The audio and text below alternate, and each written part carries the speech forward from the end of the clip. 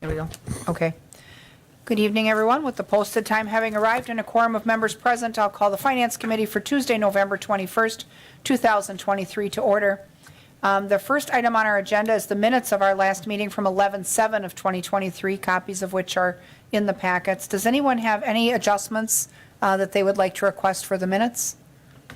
If not, I'll take a motion to approve the minutes. Motion from Watson. Is there a second? Second by Martins. Members in favor signify by saying aye. Aye. Aye. Opposed? None are opposed. The minutes are approved. Item number 2 is discussion and possible action on approving accepted offers for the following parcels in the Stewart Avenue South 72nd Avenue to South 48th Avenue Street project. And so what we have is a whole bunch of temporary limited easements that we had previously considered both in open and closed session. It looks like those negotiations are complete, so we can get all of them in one swoop here. So parcel 1 is 7255 Stewart Avenue, a temporary limited easement, new highway right-of-way fee and landscaping. Parcel 12, 7019 Stewart Avenue, a temporary limited easement. Parcel 41, 5450 Stewart Avenue, a temporary limited easement. Parcel 42, 5400 Stewart Avenue, a temporary limited easement. Parcel 43, 5300 Stewart Avenue, temporary limited easement. Parcel 44, 5050 Stewart Avenue, a temporary limited easement, a new highway right-of-way fee. Parcel 47, 5000 Stewart Avenue, a temporary limited easement with a new highway right-of-way fee. And parcel 48 at 4900 Stewart Avenue, a temporary limited easement with a new highway right-of-way fee. Does anyone have any questions on those? This is the similar batch that we had been working on before. If not, I will take a motion to accept them all. Motion from Watson. Is there a second? Second by Martins. Further discussion?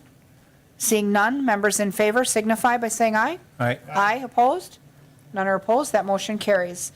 I think what we'll do on this agenda, because this meeting is going to have a hard stop at 6:10 to make way for economic development, I would like to power through the business part of this agenda and then circle back to the Ellers presentation, because we're working to get them up on WebEx right now anyway. So if there's no opposition to that, we could jump to item 4. Item number 4 is discussion and possible action regarding the 2024 fee schedule to be adopted pursuant to Wausau Municipal Code 3.40.010A 2023 Comprehensive Fee Schedule. So every year we adopt the fee schedule, which is the schedule of fees for everything we do here, basically, in one centralized location.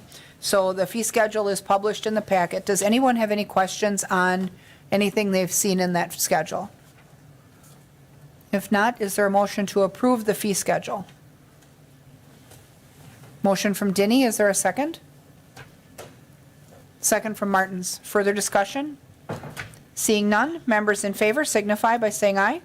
Aye. Aye. Opposed? None are opposed. The fee schedule is then approved. Item number 5 is discussion and possible action regarding authorizing the write-off of certain uncollectible delinquent accounts from the city's accounting records for the years 1996 to 2011. I guess Mary Ann can walk us through this just quickly. It's kind of a housekeeping item that really cleans the slate going forward with our data conversion. So, did you? I didn't see one in there, Okay, but there was one. Yeah. This is to write off, as I pointed out, or as Lisa pointed out, some delinquent accounts. The main component of that is ambulance billing. Prior to 2008, we did our own billing.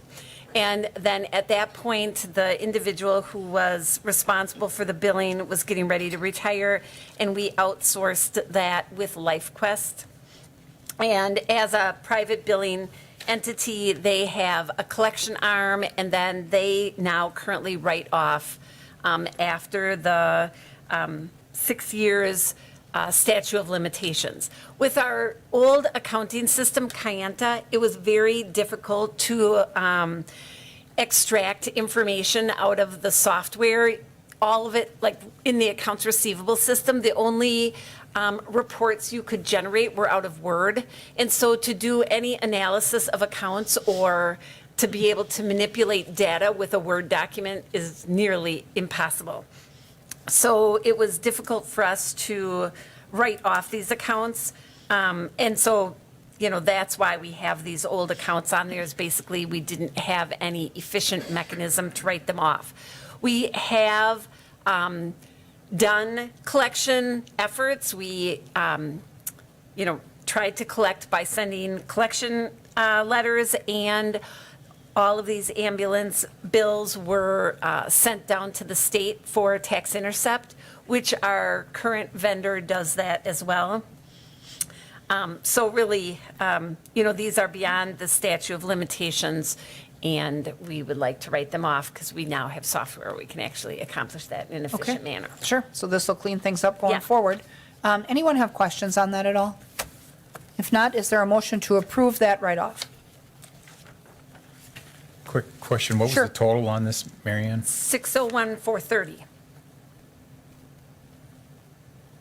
6, 601, $430. Got it. And it's got the breakdown of the years and the type of invoice it was. oh, move to So the approve. lion's share was ambulance, 569, 840 was Okay. ambulance. Okay. Motion to approve from Denny, is there a second? Second by Martins. Further discussion?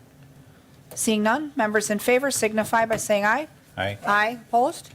None are opposed, that motion carries as well. Item number 6 is discussion and possible action on municipality held for cause services agreement for the impoundment, care, treatment, and humane disposal of animals taken into custody by law enforcement or humane officers and held for cause between the Humane Society of Marathon County and the City of Wausau for January 1st, 2024 to December 31st, 2025. This is a ministerial function that we do every year to renew our contract to hold animals at the shelter. So it is outlined for renewal in our packets. Does anyone have any questions on that agreement at all? If not, is there a motion to approve the renewal? Motion from Denny, is there a second?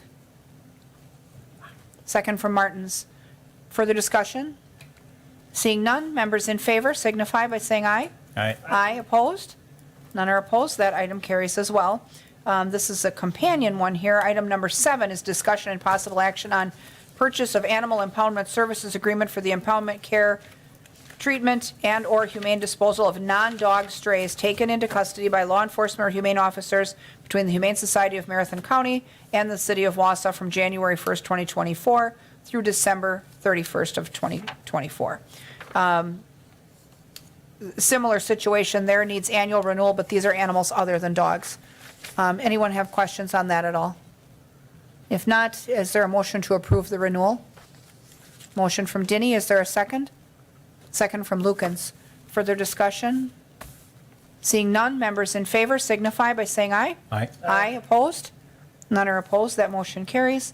Item 8 is discussion and possible action on intergovernmental humane officer service agreement between the City of Wausau and the Everest Metropolitan Police Department from January 1st, 2024 to December 31st, 2024. This allows us to share the humane officer with the communities served by Everest Metro, and this is a renewal as well. Any questions on that at all? If not, is there a motion to approve the renewal of that agreement? Motion from Martins, is there a second? Do we have a second? Second by Lukens. Further discussion? Seeing none, members in favor signify by saying aye. Aye. Aye, opposed? None are opposed, that motion carries. Item number 9 is discussion and possible action on joint powers agreement with Marathon County regarding E911 and NG911 system. This is a service contract for emergency communications. Does anyone have any questions on that at all? Also a cyclical renewal. Is there a motion to approve? Motion from Martins, second by Lukens. Further discussion? Seeing none, members in favor signify by saying aye. Aye. Aye, opposed? None are opposed, that carries as well. Item 10 is discussion and possible action regarding accepting the 2024 Beat Patrol grant. Every year, approval from us is necessary to accept those funds for the PD. Does anyone have questions on that? If not, is there a motion to accept those funds for 2024? Motion from Denny, is there a second? Second by Martins. Further discussion? Seeing none, members in favor signify by saying aye. Aye. Aye, opposed? None are opposed. That motion carries. Item 10 is discussion and possible action regarding, that's item 10. Item 11 is discussion and possible action on authorizing the reprogramming of Community Development Block Grant unused 2020, 2021, and 2023 program year funds into an acquisition and housing development activity. And so you have a memo in your packets from Community Development from Tammy. They are requesting, when we had talked about development of the Cop House, there was a playground slated to go with that. Since the Cop House isn't coming, the playground isn't either. And so they're requesting to reprogram those funds into acquisition of a property that they can use to construct a facility that they have been asked by us to develop with ARPA dollars for low-income housing. Now, they had, in the memo, it indicates that they had a project outlined and the council voted down the zoning, so that project failed and that project was not allowed to take flight. It sounds like they have an idea for another one, but the site they want, they don't own. I guess, Tammy, Tammy's here now. Do you have anything, Tammy, that you'd like to add to the reprogramming of the funds? Thank you. No, you did a beautiful job. We actually had someone reach out to us after the Wyatt Street issue and indicated that they had a parcel that they thought we would like. So I met with them and walked the site, and I think it might be a very good site to do affordable housing. But obviously, it's going to cost us money. And it's going to cost us, we already spent $15,000 of ARPA funds in the design of the parcel, the Wyatt Street parcel, so we're not getting that back. So we will have to start over. Okay. Since the seller approached the city, are you able to tell us where the property is? I'd rather not until I get authority to do so from him. Okay, okay. And obviously, you'll be part of the whole process. Certainly. When there's an offer and an acceptance, we'd request that that comes back anyway. Absolutely. So, okay, so first we'd have to reprogram the funds for Tammy to work with. I guess we're on step one here then. So, committee members, any questions for Tammy on the reprogramming? Go ahead, Doug. Do we have an estimated amount that you're going to need to spend before we know we have the property? We'll have to order an appraisal. So really, that's the big ticket right there. He told me what he thinks he wants. We need some documentation as to if that's, it might If it's backfire a and fair come price back or and not. say it's worth more than he wants. Sure. Yeah, but that would be the only expense at this point. But then if everything goes well, then we definitely need this funding to move forward. Okay. Now, and then if you determine that the appraisal matches his ask, where do you take it from there? Do we need to come back to? Oh, yeah, I'll be. ED, or does this go to SISM? Or Closed session here, Yep. where the negotiation happens, and then once we've agreed on a price and have an accepted offer, we'd act on it in open. Okay. With that, is there a motion then to approve the reprogramming of the funds to get started? Motion by Lukens. Is there a second? Second by Martins. Further discussion? Seeing none, members in favor signify by saying aye. Aye. Aye. Opposed? None are opposed. That motion carries. Sure. Item number 12 is discussion and possible action regarding procurement of license plate recognition hardware and software. You've got a memo in the packets with some detail from the PD. It's kind of a hybrid of a sole source, really. They've been able to locate, they needed to find, it looks like, according to the information, software that would work with the pay stations and the other hardware applications that we have installed here in the city. It looks like there are a couple of vendors that do that work. The newer one that they're proposing, I believe, is located closer to us, Yep. correct? Did you say Merrill, maybe? Yes. Okay. So there's that. But we've got the documentation in the packets to explain the choice of vendor and the compatibility with the systems that we already have. Does anyone have questions for Mary Ann on that process? If not, is there a motion to move forward then with the procurement of the LPR hardware and software? Motion from Martins, is there a second? Second by Denny. Further discussion? Seeing none, members in favor signify by saying aye. Aye. Aye. Opposed? None are opposed. That item carries. Now, we have WebEx up. We have Brian from Ellers on WebEx, I believe. He has a presentation for us under agenda item number 3, which we'll revert back to. We do have some time now to work through this, so we'll have some time for questions and discussion. Either way, we're going to have a hard stop on this meeting at 6:10. So item 3 is discussion and possible action regarding water utility, tax equivalent, and rate study. Did you have anything on this item, Mary Ann, before we turn it over to Brian? I was just going to say, at the last meeting, if you recall, there's a resolution to keep the tax equivalent the same as last year, which is a discounted amount of $1,590,000. At the last meeting and at the council meetings, there was discussion about what council could do to reduce the rate pressure on the water utility users through that tax equivalent. And we had talked about, timing of the rate study and some of the challenges ahead of us. And so, Brian is an expert in rate studies and really could provide some independent information as to what we can and cannot expect as far as the rate studies. Right, and where we left off with our recommendation for the 2024 budget and holding the line was that we found out that even a reduction, if we were to send one through, would not have an immediate rate reduction impact because of the rate study that would have to be done with the PSC, right? Right. So it certainly would not bring immediate relief. We did agree to talk about in the first quarter of 2024 what could look like the shell of maybe a slow step-down plan for some of that, to see what that would look like and what the results would be. But we've not undertaken those discussions as yet. That was on our plan for after the holidays. So let's turn it over to Brian if you want to give us a little bit of background and kind of walk us through best practices. Sure. I don't really have a presentation, as I understood it, just kind of a discussion item. So I would just kind of say that the PSC has established with all Wisconsin public utilities that they are allowed to, charge a payment in lieu of taxes, no different than investor-owned utilities would be charged.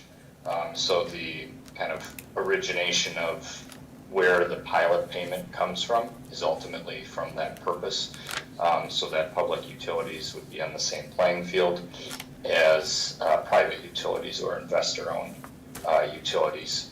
However, since in the efforts of a payment in lieu of tax, that's an agreement of one function of local government to another. So you can set that pilot payment to the calculation, no different than a regular taxpayer, or you can set that to an amount that the municipality decides. So the city did exercise that power in setting it to 1.59 million for the latest rate study through the Public Service Commission that was approved. So that amount is included in the rates, but understand you could change that amount at any time. It would not change the rates, but for the next time you would go in for a rate case.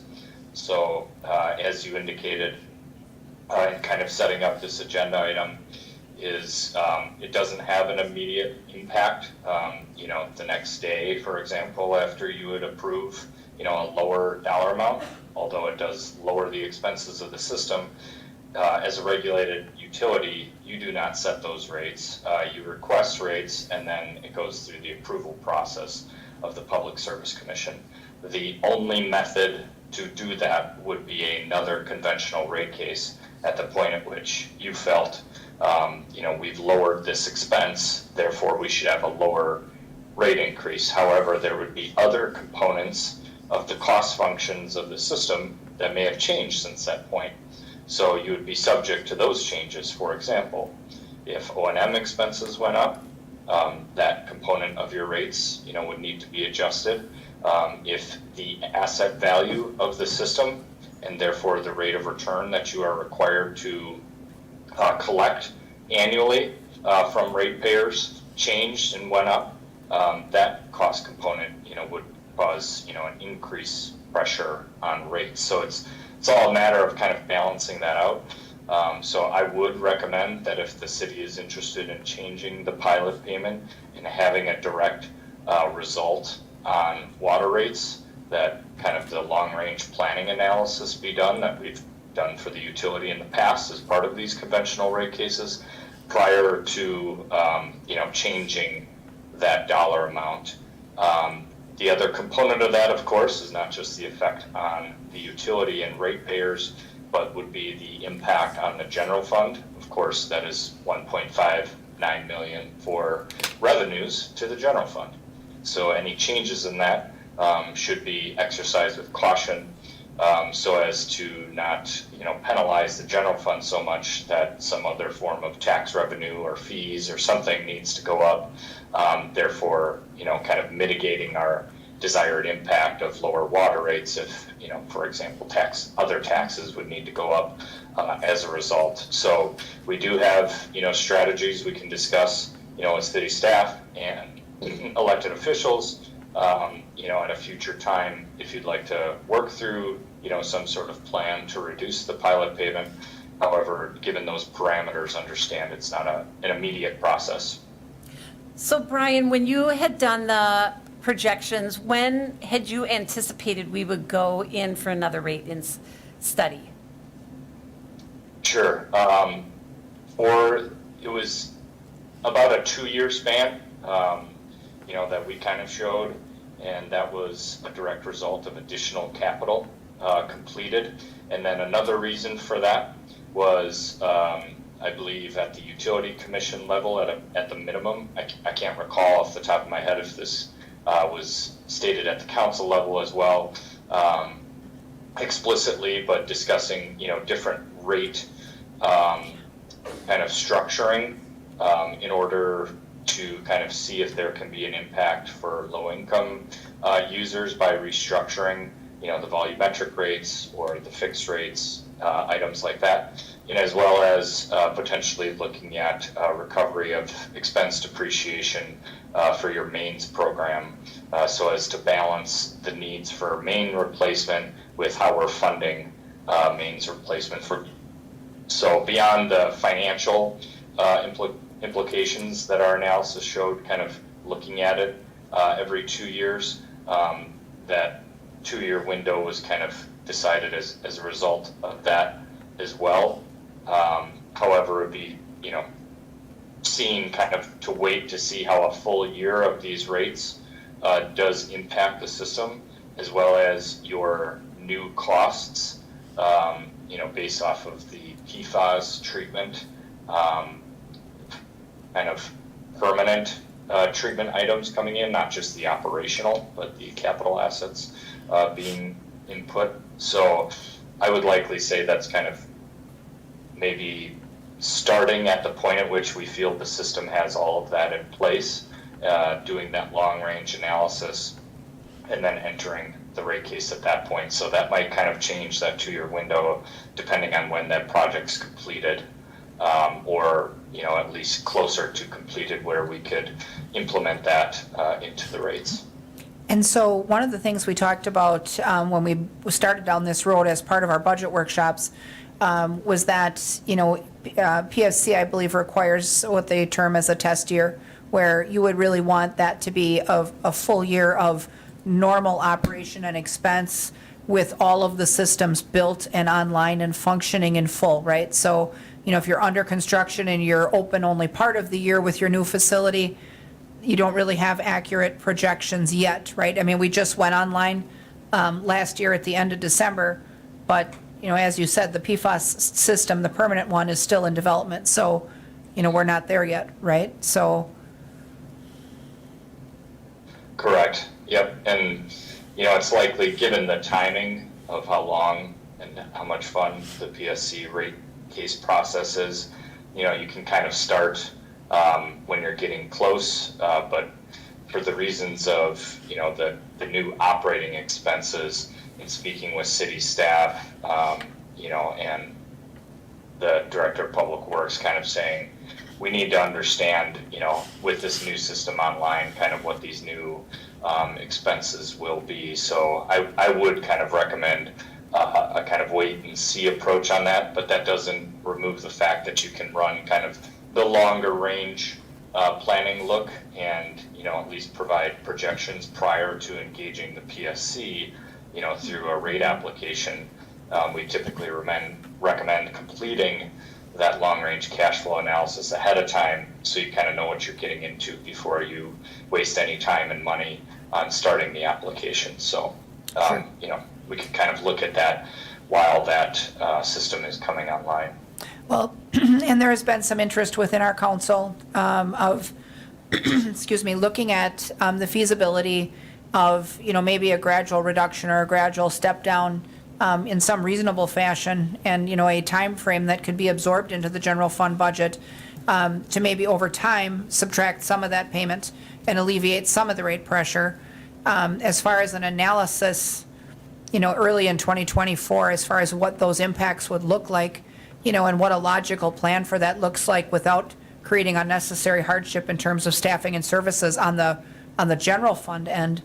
Is that something that prior to us having all of the PSC data, is it something that we could analyze at least in concept before that? Yes, 100%.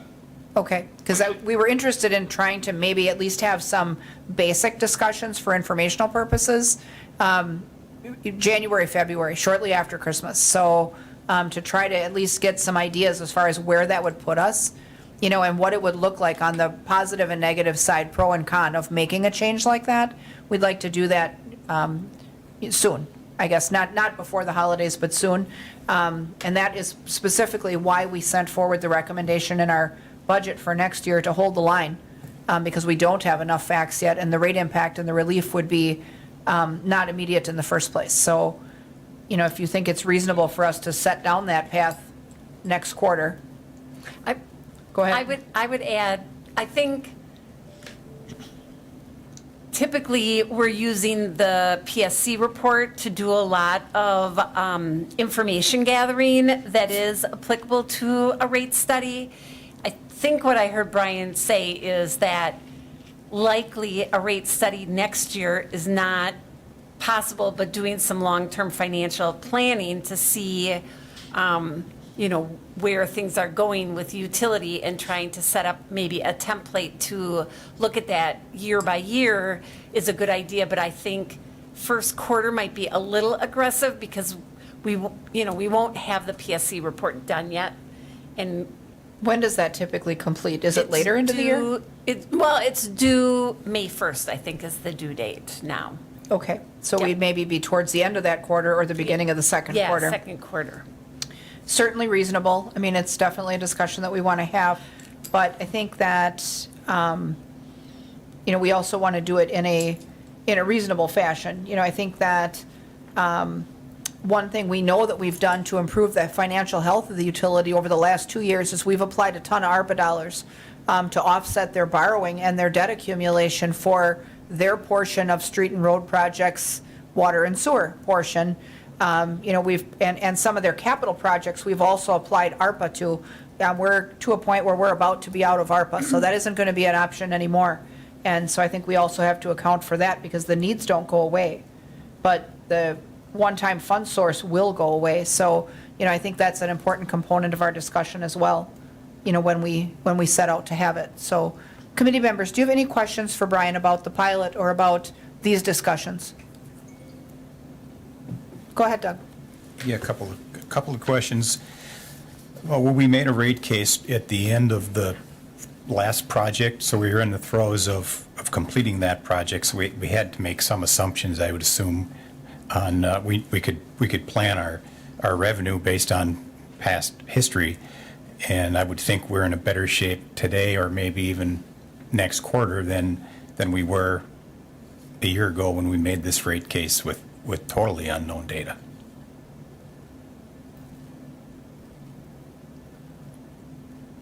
I would agree that from Eller's perspective, this was set up to build for the GAC system for your PFAS treatment. So we are kind of set up for this. The point still being is obviously you want to revisit at least non-PSC inclusion to kind of see where you are standing, on an annual basis certainly, but at the point at which that's completed, another long-range cash flow at minimum to identify, right, answer all the questions. Can we fund our roads and everything else? What I mean by roads, the main replacements, any other water assets that need to be added without the availability of ARPA funds, and how do those funding mechanisms impact, the future rates? Are there, needs to use the simplified process as a Class A/B utility? You only get 5 years to do that, so that's an advantageous avenue in terms of windows of opportunity to adjust rates that we typically recommend utilities of your size to entertain, unless there are certain needs for another conventional rate case. So the long range cash flow would kind of answer all of those questions and comments that you brought up, but could be augmented to discuss the effects of the pilot reduction over time, as well as include kind of a general fund impact there. So I can walk through some of the ideas that we've shared with other communities on that pilot reduction if you'd like at this time, or we can wait, until next year. I think at least for a cursory idea, Cher, I think that's a good idea, just because we've got some time. We're not up against the clock yet for our next meeting. And I think anything that we can set out there that lays the groundwork for what we're trying to do, just so we can kind of frame our future discussion, would be helpful. I mean, you're seeing it in other communities where we're only seeing it here. So I'd be interested in your insight on that. Sure. Could I maybe? Oh, hold on. sorry, go Go ahead. ahead, Well, Doug. I have two questions, and maybe it fits into what Brian's going to say. Go ahead. So, and I guess I would agree. I'm not going to suggest that we jump the gun on this, but I also don't want to see us kick this down the road based on the turmoil that we have with, fear of making some assumptions and doing, taking a stab at it. So, we had mentioned, or it was mentioned, that there would be no immediate decrease. What would be the immediate reaction if we went to the previously set maximum of $2 million? It's the same, process. So you would have to go in for another conventional rate case to adjust rates in order to recover that expense for the water fund. Otherwise, you would just be, at a cash negative position compared to what your rates were set at. The difference of 1.5 million to whatever the annual calculation would be, or if you just set it at 2 million, right, then the about $400,000 difference there, that would, negatively affect the utility until you went in for a rate case to recover that change in expenses. So lowering is really better for the utility, it seems. And lastly, can you maybe speak to the concept of, we're using a property tax calculation to come up with this number? It would seem more logical that we take a percentage of revenue. That seems more fair as opposed to the other calculation. Is there any way to adjust for that as the council? Yeah, so just know this is your ability to change the amount charged is out of the PSC's discretion. All they'll be doing is basically changing the rates to whatever that expense bucket is for the utility. So to answer your question, yes, you could change it to percentage of revenues or other methodology. I think the whole point being is you wanted something that's fair to both the utility and the general fund, understanding that one, it's an expense for the utility, but it is a revenue for the general fund. But you could change it to any sort of methodology. Is it possible that switching that approach from a property value approach to a revenue stream approach could actually make that value worse for the utility. I mean, there's way more water users than there are taxpayers per se. So if we were going to use an income revenue approach to value that contribution, could we find that that's a larger burden, or does that typically pan out smaller? It would be different utility to utility. It would depend on what the percentage allocation to revenues would be.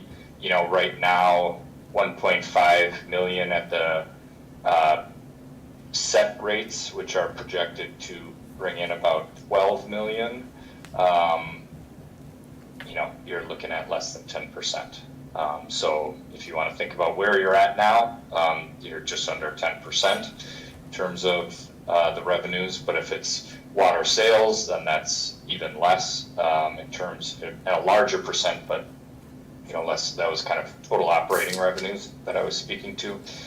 So if it's just water sales, you're kind of at a little bit higher than 10% of those revenues. I think the answer should be something that's fair for both, and that makes sense. So maybe I can get into some of the ideas explored in other communities and utilities. Sure, go ahead. Sure.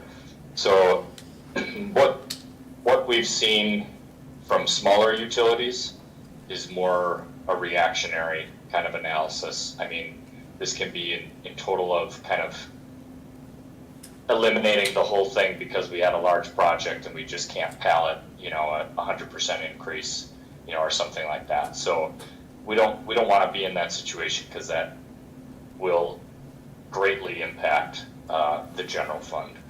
So in communities where we've looked at reducing the pilot expense to something that makes sense on both sides, typically what you're looking at is wanting to understand what future initiatives are for the general fund, in terms of any new expenditures that are coming up, to make sure and that you're covering all of those expenses. So understanding just basic levy limit law, that you're tied to total revenues based off of what you've previously levied plus the percentage of net new construction.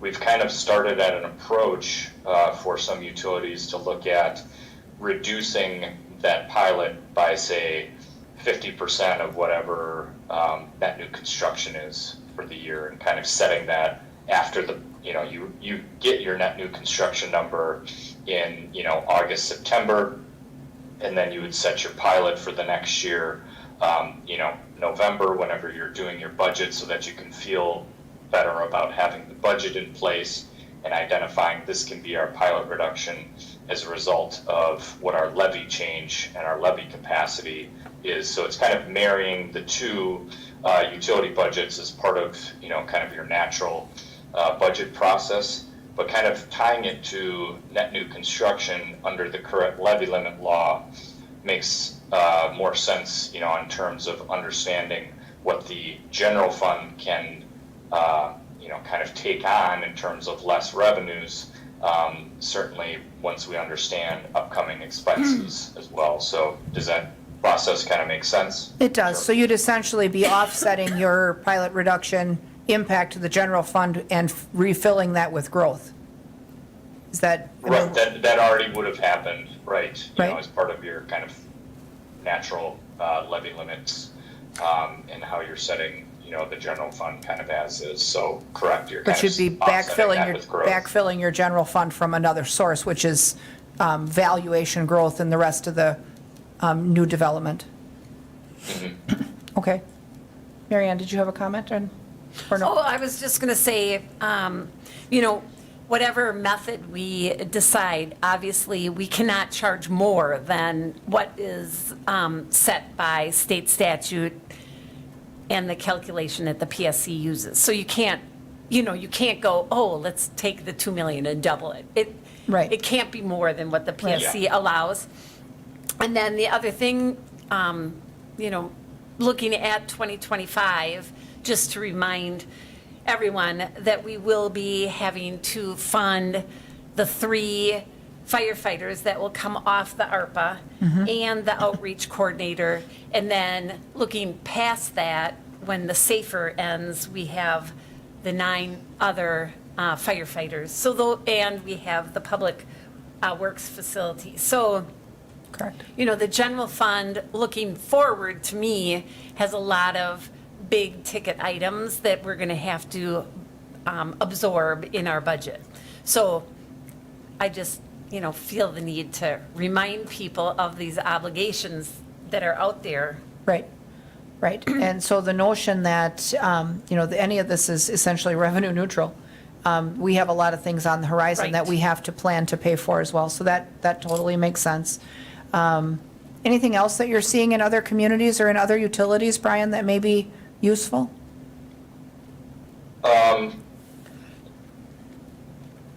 I've seen like a percentage of expenses in terms of what the general fund is doing, but that's normally in kind of medium to smaller size communities, in which I wouldn't quantify Wausau in that category.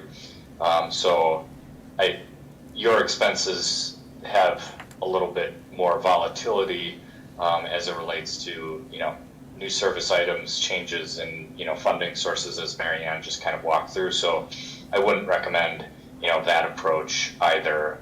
It should be something that's kind of done on an annual basis and with some thought process to the effects of both sides. So that's kind of where larger communities, you may typically more see it tied to net new construction or other new revenue. You know, if you were to get new revenue sources that, you know, were pretty solid, you know, if you converted other fees and you feel, you know, you can kind of change that in terms of the budgetary constraints or budgetary capacity that would provide, you know, if it's tied to something like that, you could certainly swallow that much easier than, per se, tying it to a percent of something, whatever it is, where it's something that's well thought out and identifiable, so that neither side is penalized. Well, and in terms of useful offsets to the general fund, you know, in the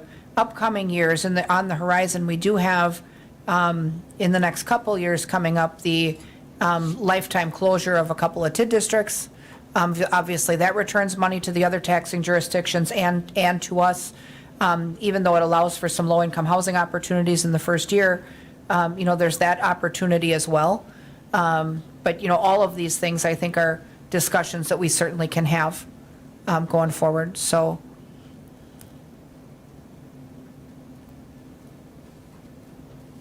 anything else that you thought of, Brian, that you'd want to point out at this point? I mean, this isn't something that we want to dive too far into tonight. I just wanted to say, if I may.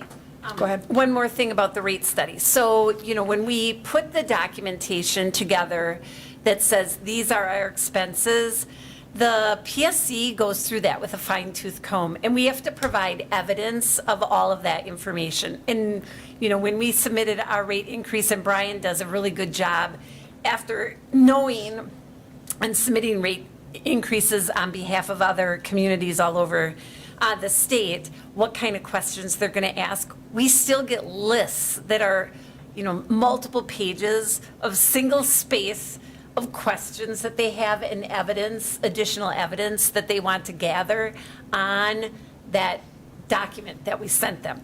So So that it is not really is labor intensive. Okay. And so this idea, you know, I think it feels appropriate to me and doable, actually achievable.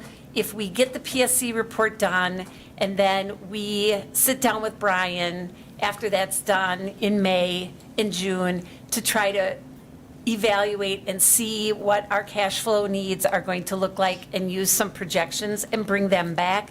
But it could be, you know, the beginning of August before that's done. Sure. Does that seem reasonable to you, Brian? I want to remind you that we have brand new software that we've never accumulated data out of Right. for a PSC report. We had 50% turnover in the department. which, you know, when we started down the path of going to ERP, and I know I talked to you about this, most of the people that we got references from said, you're going to lose 80% of your staff during this because it's such a heavy burden. Yes. So I have all new accountants. I will have one vacant position coming up and 2 new accountants, one who have never done a PSC report. So, you know, the fact, the challenges that we have ahead of us to try to get the existing work done is immense. Okay. So, you know, I just want to make sure that everybody's expectation, and we have fatigue within the office from Right. the implementation. So I just want to set the expectations that we can't work like this forever. Right. So we're going to have to be realistic in what you think the department can accomplish. Sure. Well, Okay. and I think, you know, next year, obviously, every year, our budget process begins in July and August with our CIP process. We don't finalize that until our workshop series in October. You know, by then, we certainly will have, you know, good data and discussion points, but, you know, I think that it's important to step into this discussion also, if we were going to tread down this path. I think that we should be doing it hand in hand with the Water Commission in the loop. You know, obviously, they operate the utility, and so I don't think that decisions about their financial welfare should be made in a vacuum. I think that we need to have them with us. When we did the rate case initially, and we talked about the construction of the new plants and all of the associated costs, those were joint meetings between us and them. And just to make sure that we all were on the same page when we move forward, so. Go ahead, Doug. Well, I can agree with all of that. I guess to make me happy, if we could come up with a policy as a council, what is our goal here so that we are looking long-term to reduce? Because I think what we're hearing is everybody would like to see it reduced. So, I mean, we obviously, or I don't think we want to increase it, but not putting excess burden on the staff.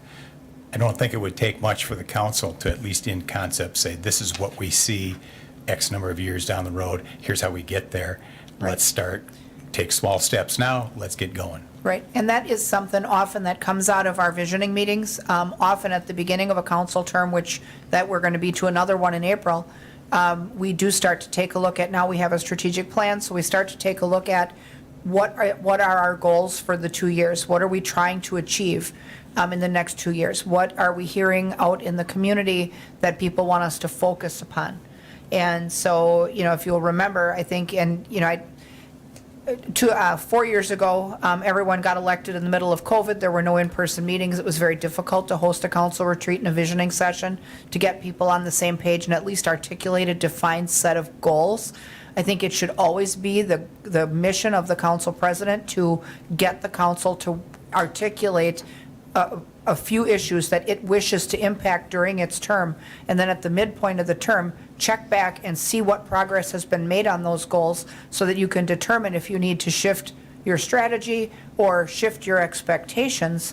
But, you know, that's important, I think, at the beginning of every term to launch that effort and make sure that, you know, we are not going in 11 different directions, which really breeds chaos. So, you know, this discussion, you know, as far as, we can't speak for the entire council and say the entire council wants to see the pilot reduced. I, for one, am fine with seeing it stay the same, because I'm concerned about long-term needs in the utility and having to go back for yet another rate increase. This last one was bad enough.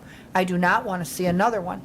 And so if we are short-sighted in our projections and we start slashing and burning and reducing rates, we create not only a dysfunctional negative impact to the general fund, but if we reduce those rates too far, everybody feels great about that for a short time, and then when that catches up in the utility with either operations, maintenance, or staffing, we're back for another increase, and then you've got this whiplash effect that we don't need for residents and for system users. So I do have concerns about that. So, you know, I think as a council and as a water commission, it's important to talk through where we want to end up, right? So I guess, does anyone else have questions for Brian?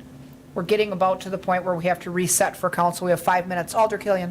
Thank you, Madam Chair, and I wasn't aware if the council was going to have the opportunity to interface with Ehlers Yes. tonight. Oh, then perhaps I'll just save my questions for that Sure. time. We'll Okay, have Brian thank- on again. Yeah, he's so- coming back for. Okay, yep, he will return. All right. So with that, thank you, Brian, for your insight, because that is definitely information that we need to hear. So with that, it concludes our agenda. So I'll take a motion to adjourn for finance so that they can reset for ED. Motion from Denny, second from Watson. Members in favor signify by saying aye. Aye. Aye. Members opposed? None are opposed. We'll stand adjourned then, and we'll convene ED at 6:15. Thank you, everyone. That's why I thought taking that at the end, because we needed more discussion for that. Like knock out the business part first, because sometimes the business part's easier than the philosophical part. Well, and yourself? Good. I was just going to follow up with everyone from the football wasn't possible. We didn't get responses on time, so all of it didn't still work anymore. So